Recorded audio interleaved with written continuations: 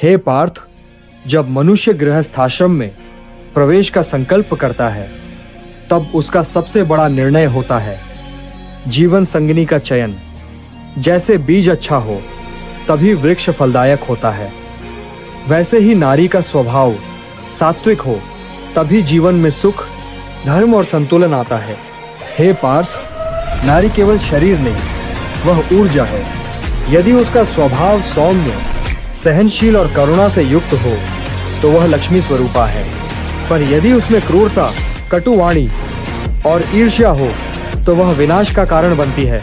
हे पार्थ, क्रूर नारी की पहचान कठिन नहीं, उसका मुखमंडल कष्ट में भी कठोर रहता है। उसमें सौम्यता का अभाव होता है, उसकी वाणी में कटुता होती है, वह दूसरों की आलोचना, निंदा और घृणा से भरी होती है। उसकी दृष्टि में लोभ और अधिकार की भावना होती है। वह प्रेम में नहीं, नियंत्रण में विश्वास रखती है।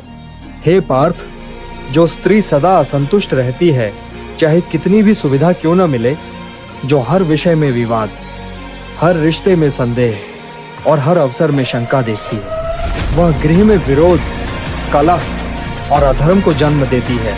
संतोष ही नारी का सबसे बड़ा गहना है। जहां वह नहीं, वहां शांति नहीं। हे पार्थ, जिस स्त्री की वाणी में मिठास हो पर मन में कुटिलता, जो दिखावे में मधुर हो पर पीठ पीछे विष बोए, वह नारी घर को नरक बना देती है।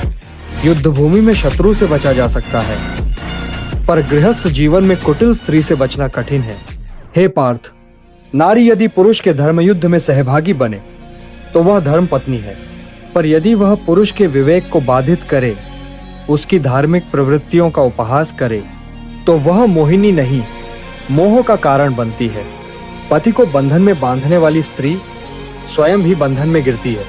हे पार्थ, विवाह हिंदू धर्म में संस्कार है, केवल समझौता नहीं। इसमें स्त्री और पुरुष दोनों को धर्म, अर्थ, काम और मोक्ष के पथ पर साथ चलना होता है। पर यदि नारी क्रूर, असंयमी, स्वार्थी हो तो यह संगम बंधन बन जाता है। हे पार्थ, नारी का रूप आकर्षण का कारण हो सकता है, पर स्वभाव ही स्थायित्व का मूल है। जो स्त्री माता पिता के प्रति अवज्ञा करती है, सेवकों से कटु व्यवहार करती है, दूसरी स्त्रियों की बुराई करती है और पशु पक्षियों तक से क्रूरता से व्यवहार करती है, वह साक्षात तामसी वृत्ति की परिचायक है। हे पार्थ, शास्त्रों ने नारी के गुण, कुल, विचार, व्यवहार और धार्मिक भाव